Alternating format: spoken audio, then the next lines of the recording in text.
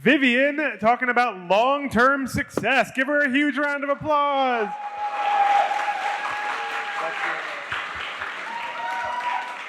Howdy. So I'm Vivian Yu, and I'll be talking about long-term success. And I've prepared 3 iterations of Hack, which is our flagship hackathon, and and 3 iterations of our Texas A&M only Howdy Hack. And we love working with other hackathons throughout the entire region. And I swear in the DFW area in Texas, there's like 10 new hackathons popping up every single year. And it's great seeing all these new people involved. But one of the things that breaks my heart the most is when I see hackathons fall apart when people graduate or COVID hits or some unprecedented circumstances come by. And I want to give you guys 5 tips on how to prepare your future team and your hackathon in general for the future. And number 1 is the most important. Your undergrads, especially your underclassmen.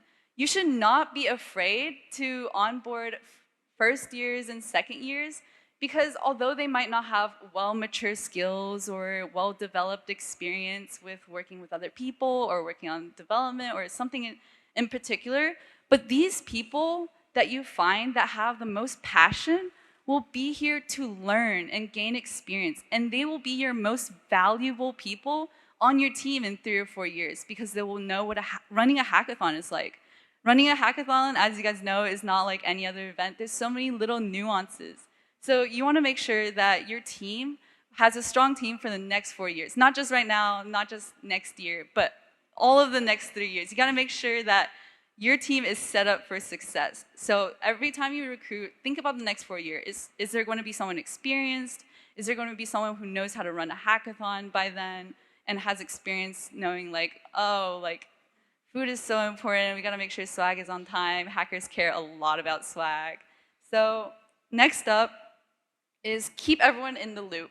This is just as important as onboarding first years and second years because with this, they'll be able to learn how to run a hackathon. As you talk with your team, they'll be able to pick up bits and pieces on what we're focusing or just like things unrelated to your team. They'll be able to be aware and bring something to the table if they have anything that they know or they want to learn about.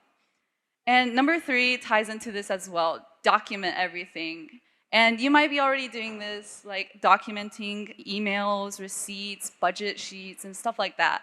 But as your hackathon grows and you've reached a certain point, you should focus more energy on documenting things like guides or templates or timelines because these will help your team give time not to learn how to run a hackathon, but learn how to grow and develop your hackathon past just a basic one. And number 4 is take advantage of your success. You have ran a successful hackathon. You have numbers now. Take advantage of this to boast your numbers. You did great. And also reach out to hackers and find out what they like, what they don't like. You guys have heard a lot of talks about feedback and stuff like this. And this is a great time to figure out who's passionate about hackathons. This is when people are like done with hackathons and they're so happy and they have like that hacker high and they're so excited about this 24-hour event they pulled an all-nighter for.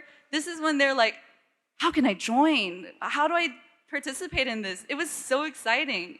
This is when you should reach out to people. Find those people who are passionate and who can stick around and help your team grow. And number 5, last but not least, is budget wisely. This is a personal belief, but if your team gets excess money, go ahead and allocate some to prizes. But your rainy day fund should be a part of your budget. You want your hackathon to weather any issues in the future. So build a rainy day fund. Make sure your team is able to weather any issues that come by. So thank you, and feel free to reach out to our hackathon. We love to interact with y'all. Yeah. Thank you.